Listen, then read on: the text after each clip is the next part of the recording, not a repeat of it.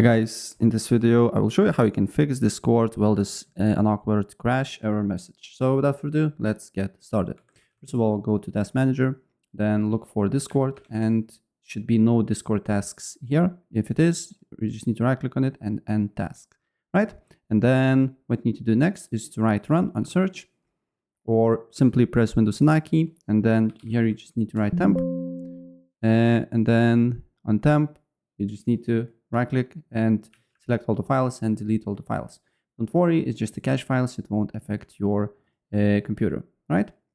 Then what you need to do here is to write run again, and then you just need to write %, appdata%.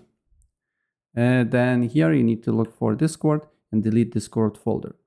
Then you need to go to appdata, local, and then delete Discord folder from here as well.